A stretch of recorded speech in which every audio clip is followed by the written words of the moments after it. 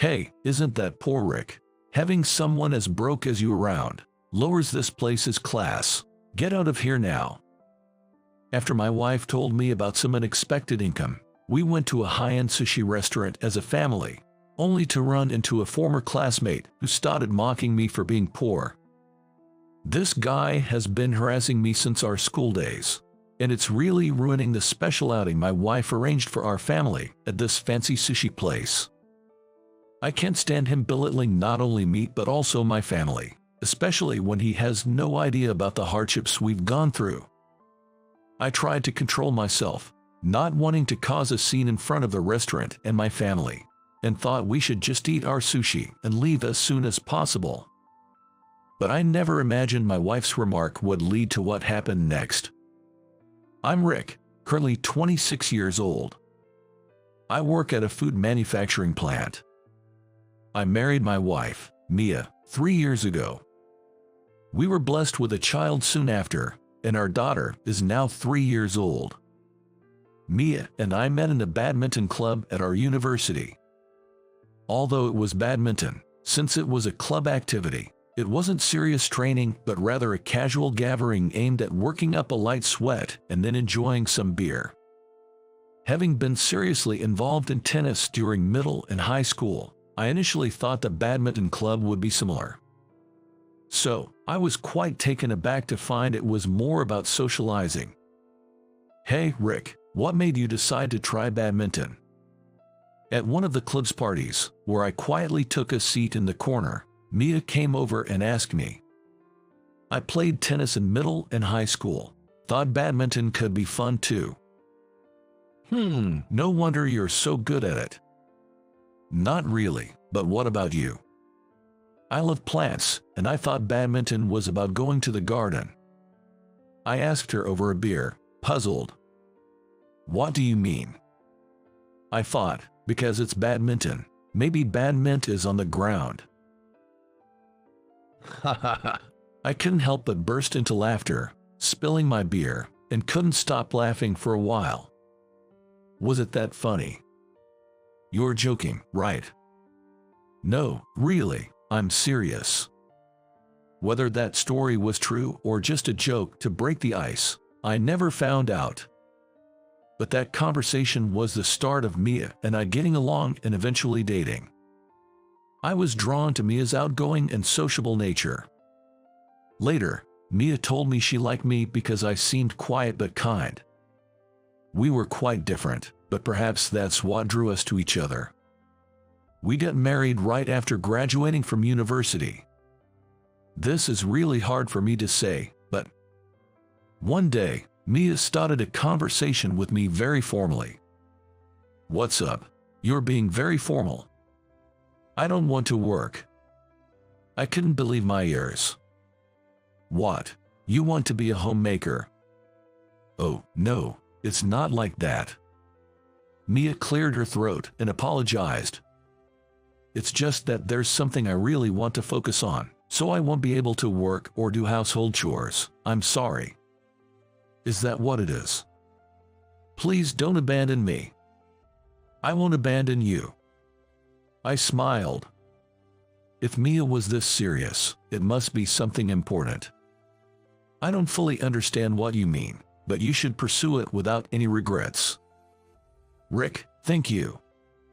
Mia's face was a mess, streaked with tears and a runny nose. Since then, I've been working at the factory while also managing the household chores and child care. Honestly, it was very tough. While I could manage the household chores, it was often necessary to leave the factory for my child's medical checkups and vaccinations, which happened quite frequently. I had explained the situation to our factory manager, Mr. Johnson, in advance and got his approval, but as a result, my salary was reduced, and our household finances became tighter. One day, I went shopping with my daughter.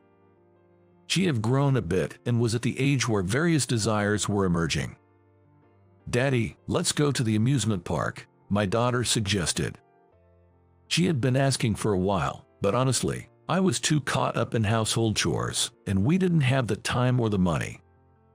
It's a bit difficult for us to go there today. Why don't we go another time? I replied. Come on, you don't even have the money to take your kid to an amusement park. What a poor man. A man sneered as he walked by. It was Kevin Harris, a former classmate and fellow member of tennis club in our high school. I can take you to the amusement park. How about that, huh? Kevin spoke to my daughter, but she got scared and hid behind me. Long time no see, Kevin. Rick, you seem to be struggling, wearing those worn-out clothes. Well, you seem to be doing well, which is good. Kevin's lips twisted into a scornful smile. What a dull guy. Well, enjoy your bottom-of-the-barrel life. Kevin walked away. His words pierced deep into my heart, but there was nothing I could do about it. The difficult times continued for another year and a half. However, one day, Mila unexpectedly brought something up. We were having a soup full of vegetables for dinner. Our daughter said, I want to eat meat or fish. All right, then tomorrow, Daddy will make you some delicious meatballs. Occasionally, I could afford to buy ground meat. I could manage that much at least. Wait a minute, I have something to discuss with both of you about tomorrow. Mia put down her spoon and spoke formally, so we all followed suit. Rick, please take the day off from work tomorrow. Yes, no wait, what do you mean? Tomorrow, we're going to the amusement park. Our daughter cheered loudly, asking Mia, can we get on the rotating ones? Merry-go-round, Ferris wheel, we'll ride both. Our daughter shrieked with joy. But that's not all. What? There's more to that. Mia smirked. Tomorrow night, we're going out for sushi. Our daughter got even more excited, asking, the rotating kind. Unfortunately, it won't be rotating. Our daughter seemed disappointed. Oh, it's not rotating. Oh no, if not rotating, that means we will be served expensive and delicious sushi. I explained to our daughter, though honestly, I was confused by the sudden turn of events. What's going on all of a sudden? I hate to break it to you, but we can't afford that. Actually, we've had some unexpected income. Did you win the lottery or something? Mia just smirked. I'll announce the details tomorrow while we're having sushi. While Mia and our daughter seemed thrilled, I, who managed our household budget, couldn't help but feel anxious. As promised, I took the next day off work. I felt a bit guilty for lying to my workplace about having a cold due to the sudden leave, but seeing my daughter's excitement for the amusement park, I decided it was okay. True to her word, we rode the merry-go-round and the Ferris wheel, and my daughter was delighted. That night, we really went to the upscale sushi restaurant. I'm not very familiar with sushi restaurants, but looking at the menu, I was almost floored by the prices. If Mia's unexpected income turns out to be a fabrication, our only way out would be either to dine and dash or to wash dishes to pay the bill.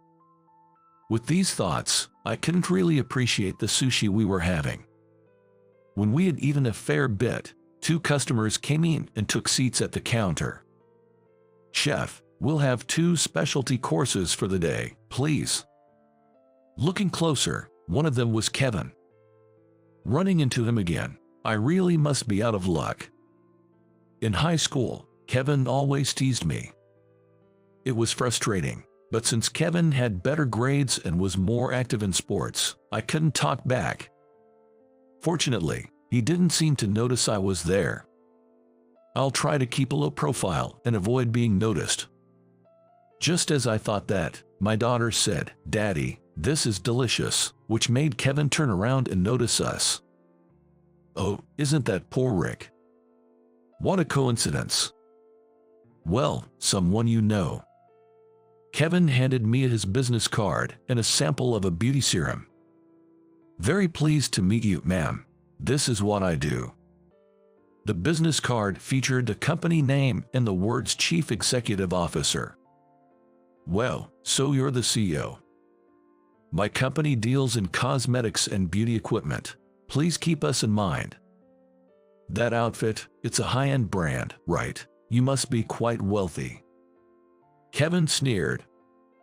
I started my own business in college, so I do have a fair amount of money. Your clothes seem quite worn. It must be tough having a husband with a modest income. Mr. Harris, you might want to stop there. It's getting a bit rude. The man sitting next to Kevin was Tyler, another high school classmate. Tyler, long time no see. Hey, how are you? Tyler is so brilliant that he works as my right-hand man. Poor Rick is just a small cog in the machinery of some factory, right? I'm saying, stop it. Chef, please prepare some sushi of premium tuna for this family. It seems they've stretched their budget to come here today. Just look at those clothes covered in pilling. It's heartbreaking. As a CEO, it's only right to give back to the common people. Enjoy quickly and then head back, you poor souls. Suddenly, Mia slammed the table and stood up with a smile at Kevin. Wow, thank you so much. I've never had premium tuna before, so this is really exciting for a commoner like me. Well, excuse me, I'll just go touch up my makeup. I knew that Mia was truly angry. Oh, by the way, you might want to search online with Mia Channel and Beauty Serum. With a firm tone, Mia whispered to Kevin and then disappeared into the bathroom. Kevin was taken aback and didn't move, but Tyler searched on his phone and showed it to Kevin. I also did a search and found a YouTube video. Playing the video, Mia appeared. Hi, Mia Channel here. Today, I'd like to introduce my favorite beauty serum. I recognized the logo of the serum that Mia was promoting. It was the same as the sample Kevin had just given her. Wait, is your wife a YouTuber? Sounds like it. Moreover, the view count was incredibly high. I couldn't grasp what was happening. Believe it or not, I'm a YouTuber with 1 million subscribers. Mia returned from the bathroom. The serum sample from earlier, I thought it looked familiar. Turns out, it was the one I introduced on behalf of your company. Oh yes, I was informed that we were using YouTubers for promotion. So, it turns out that 80% of our company's sales are due to the advertising by influencers from Mia's agency. Mia frowned. And I made a call to the agency earlier. I told them not to take any more requests from your company because of the bad vibes. The higher-ups agreed with me. Oh my, that's really bad. Kevin was clearly rattled. Rick, happy birthday. Huh? Surprise. It's still 2 weeks away, but thanks. Honestly, it was quite thrilling to see Kevin so flustered. How did a guy like you manage to marry a famous YouTuber? Kevin pressed me for an answer. Well, I didn't even know. That's because Mia explained the whole story. Her journey as a YouTuber started from the day she said she didn't want to work. It apparently took over a year before her view count started to grow. It's all thanks to Rick. Mia held my hand. Because Rick took care of work, household chores, and child care, I could focus on being a YouTuber. I'm truly grateful to him. Kevin was speechless. You know, Tyler addressed Kevin. Do you remember when you made the select team for the last high school tournament? Yeah, I was almost dropped because of an injury, but somehow made it into the team. That was thanks to Rick. What do you mean? Rick was already set for the select team, and he went straight to Coach Miller to speak up on your behalf, saying that you were needed. Kevin looked at me. Is that true? Well, we did need you. You're competitive and hardworking. Without you, we'd have been knocked out in the qualifiers. And Tyler, how do you know about this? Just happened to pass by. Oh, okay. Kevin apologized to me. I was repaying your support with ingratitude without even knowing it. I'm sorry. I hope you can forgive me. As long as you understand, it's fine.